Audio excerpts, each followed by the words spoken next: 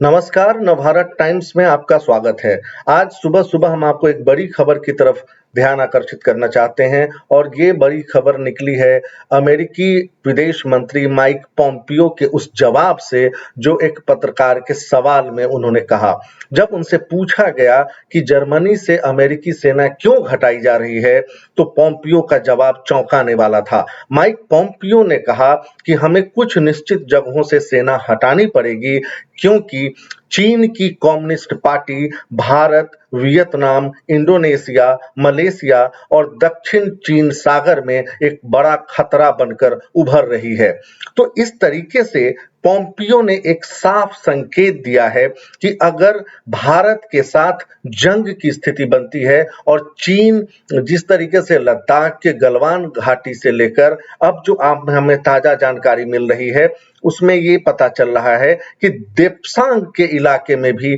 चीन की सेना LAC line of actual control पर काफी सक्रिय है और हलचल होता हुआ वहां दिखाई दे रहा है। तो अगर चीन इस तरीके से जो पोस्चरिंग है उसकी वो जारी रखता है और गलवान घाटी के जो पेट्रोलिंग पॉइंट 14 से उसकी सेना पीछे नहीं हटती है या यूं कहें कि एलएसी का सम्मान नहीं होता है, तो शायद अमेरिका को ये लग रहा है कि चीन जंग की स्थिति पैदा करेगा और भारत मजबूर होगा अपनी संप्रभुता की रक्षा के लिए। इसके संकेत कल विदेश मंत्रालय के बयान से भी मिल चुके हैं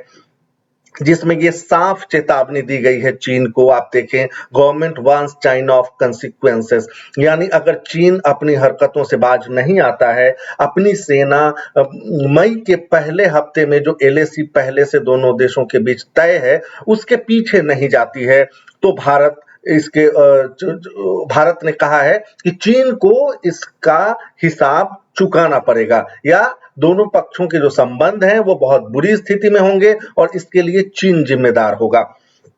अब इसमें हमें अब देखें माइक पोम्पियो का जो ट्वीट है वो इकलौता ट्वीट नहीं है, वो लगातार ट्वीट कर रहे हैं और अपने ट्वीट के जरिए चीन की कम्युनिस्ट पार्टी और चीन की सरकार को उन्होंने निशाने पे लिया है। एक तरीके से आप कहें तो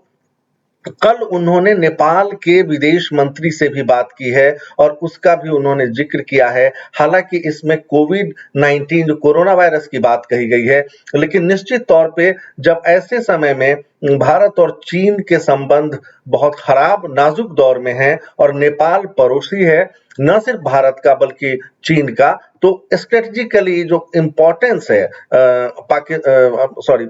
नेपाल का वो काफी बढ़ जाता है। और एक बार फिर से पोम्पियो ने अफ्रीकी देशों और चाइना के साथ जो एक मीटिंग हुई उस पर प्रहार किया और उन्होंने ये कहा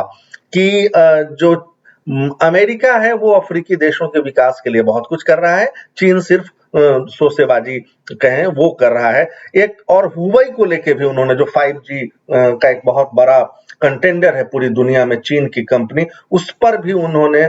हमला किया और कहा कि टेलीफोनिका ऑरेंज जियो का नाम उन्होंने लिया जो रिलायंस इंडस्ट्रीज का टेलीकॉम वेंचर है, ये क्लीन टेलीकॉम्स है और ये सर्विलांस चाइनीज कम्युनिस्ट पार्टी का सर्विलांस है आर्म है हुवई। तो इस तरीके से पोम्पियो ने साफ संकेत दिए हैं और ये दिखाता है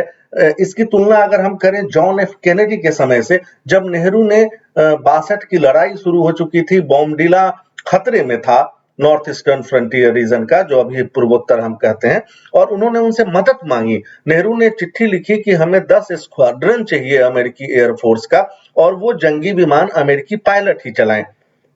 तो कहीं ना कहीं एक तुलना अचानक पिछले 24 घंटों में होने लगी है कि क्या ऐसा तो नहीं है कि जॉन एफ कैनेडी ने जो किया भारत के साथ जो उन्होंने मदद की थी, हालांकि वो मदद